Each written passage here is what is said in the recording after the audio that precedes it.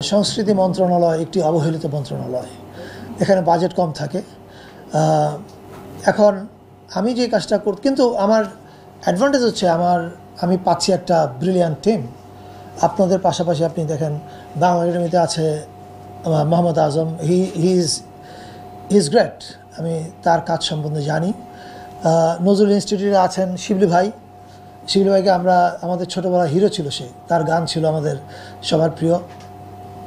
এছাড়া আমরা জানি যে শিল্পকলা একাডেমিতে আমরা পেয়েছি সৈয়দ জামিল আহমেদকে। আমি সবসময় বলি যে মানে বাংলাদেশের ইতিহাসে থিয়েটার চর্চার জামিল আহমেদ একদিকে এক পাল্লায়, বাকি সবাই আরেক পাল্লায়। এতে অন্যরা ছোটো বোধ করবেন না, কারণ জামিল আহমেদ আসলেই অনেক বড়। এবং গ্রন্থকেন্দ্রে আছেন আফসানা আপা, she is a great writer. So আমার শক্তির জায়গাটা হচ্ছে I have a great team with me. এবং আমি একা, I am not the star, they are the real stars.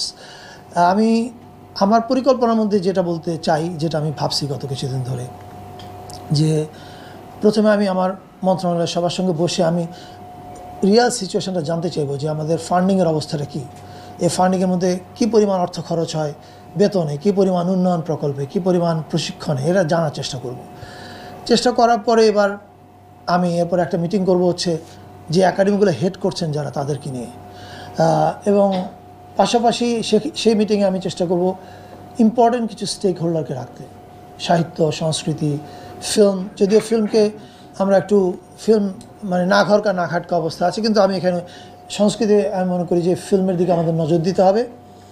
কারণ আমরা যে নতুন বাংলাদেশের ন্যারেটিভ নির্মাণ করতে চাই, সেই ন্যারেটিভ ফিল্ম ছাড়া নির্মাণ করা ইজ ইম্পসিবল। আর ফিল্ম হচ্ছে কালচারাল ন্যারেটিভ নির্মাণের একটা ভেরি স্ট্রং টুল। তো আমি ওই মিটিংয়ে বসে ওনাদের সবার পরামর্শ নিব, ইনক্লুডিং ইম্পর্টেন্ট স্টেক হোল্ডার্স, এবং তারপর ওনাদেরকে বলবো যে আপনারা আমাদেরকে প্ল্যান দিন যে 3 মাসে কি করতে পারি আমরা। মানে দৃশ্যযোগ্য পরিবর্তন কি, মানে আমরা অফিস করলাম, বাসায় গেলাম, বেতন নিলাম, সেটা না, ভিজিবল কি চেঞ্জ আমরা করতে পারবো 3 মাসে। এরপর আরেকটা প্ল্যান দিতে বলবো যে 1 বছর মেয়াদে আমরা কি পরিবর্তন ঘটাতে পারি, কি প্রকল্প আমরা বাস্তবায়ন করতে পারি, যেই পরিবর্তনগুলো আমাদের সংস্কৃতি অঙ্গনে একটা মেজর ইম্প্যাক্ট ফেলতে পারে। এখন এই যে 1 বছর মেয়াদী যে পরিকল্পনা করব, সেখানে আমাদের স্বপ্ন থাকবে অনেক। ফলে আমরা দেখবো যে কিছু বাজেটে কুলাচ্ছে, কিছু কুলাচ্ছে না। আমি প্রধান উপদেষ্টা মহোদয়কে বলেছি আমার যোগ দেওয়ার আগেই যে এই পরিকল্পনাগুলো নিয়ে আমি ওনাদের কাছে পেশ করব, ওনার কাছে প্রেজেন্ট করব। করার পরে উনি যদি মনে করে যে this is important, this is needed, উনি আমাকে আশ্বাস দিয়েছেন এবং আমি ওনাকে বিশ্বাস করি। He is a dreamer. এবং উনি বলেছেন যে পরিকল্পনা দেখার পরে আমার সঙ্গে উনি বসে তারপর উনি ওনার সিদ্ধান্তগুলো আমাকে জানাবেন, এবং আমার বিশ্বাস আমরা ওনার কাছ থেকে ফুল সাপোর্ট পাবো।